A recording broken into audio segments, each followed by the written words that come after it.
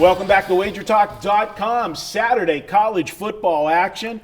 You've got the Holy War. You've got BYU and Utah, and we couldn't do this one without having Preston on to break down this one. A little bit of revenge for this one. Last year they met in a bowl game, one of the strangest bowl games I ever witnessed. Yeah. What was it, 35-0 right out of the chute? First quarter. And then they had to hold on for dear life, Utah, to win it. What are you looking at in this one, Preston? I haven't personally made a play. To be honest, all the factors point to BYU, though, and I know the money early has been on BYU. I don't know if it's the fan in me that just can't fire and pluck down money because I just know Utah has their number. At least as of late, they have 6 or 7 straight wins. But you have not only revenge from that bowl game, you have seniors Taysom Hill and Jamal Williams, who are the quarterback, running back, who are back this year with their last shot to win the Holy War rivalry. Kalani Sitake's a new head coach at BYU. Was defensive coordinator at Utah and assistant coach for 9 years from 2005 to 2014. He knows their program, knows the ins and outs there.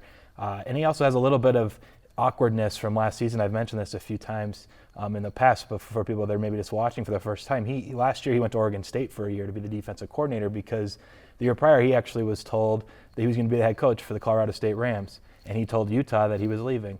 And then he kind of got stiffed. He wasn't the head coach for CSU, and it was awkward to go back to Utah. And so he went with Gary Anderson to Oregon State for a year before coming to BYU. But there's just a little bit of extra, I think, kind of awkwardness and weirdness that happened in that Utah separation that I think he wants to get this one just as bad as anyone else. When you look at that actual Utah offense, a lot of question marks coming in because they lost Devontae Booker to the NFL and a lot of replacing a lot of starters on the offensive line.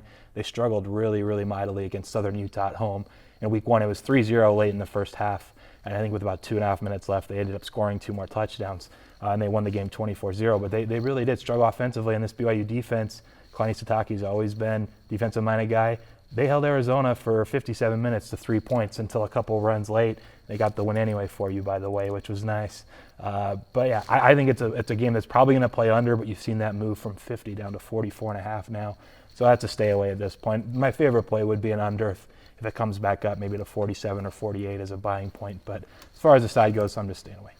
Ralph, looking at this one, and Preston alluded to the fact that BYU dominated that game last week, and then falls behind. They break one run for 49 yards on a 3rd and 3, where they were selling out to stop the 3rd down conversion there late in the game.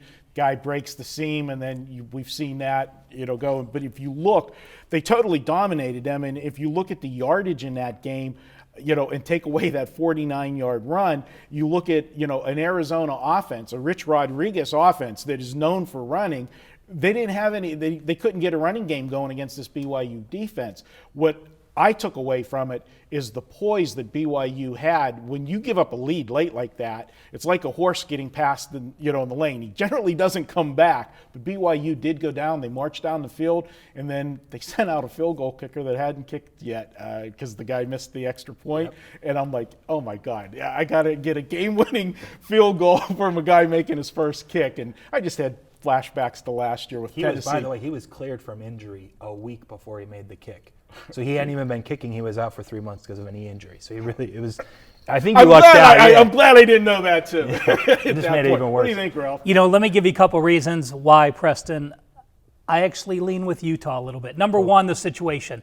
Last year, neutral game, in the bowl, Utah's a 2.5-point favorite. This year at home, the spread's basically less than that.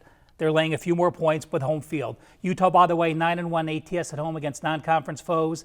Only game they don't cover the last 3 years. Last year, Utah State, they win by 10, laying 12. That BYU team you're talking about against Arizona, that team averaged 5.2 yards per play. By the way, Arizona last year was a number 116 defense. I don't come away feeling that good about that BYU team. Sitake at the end of the game, it looked like they won the national championship. He took a lap around the field, high-fiving fans. It's a tough way to come back. BYU starts the season, 2 straight road games. They played late Saturday night. Utah home after a Thursday home game, extra time to prep. I actually lean opposite.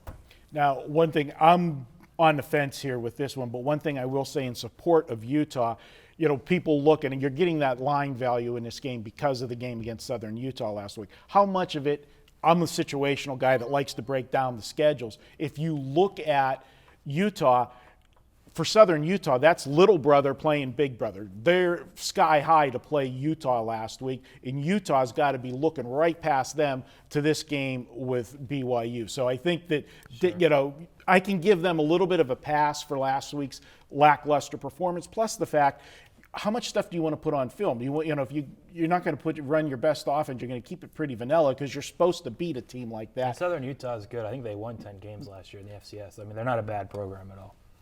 But still, with the bigger game coming up the following week, I don't think you bring out your best plays on week 1 against the Southern Utah. So with that, I could see some value there with the Utah side. Guys, you want to make a lean on this one?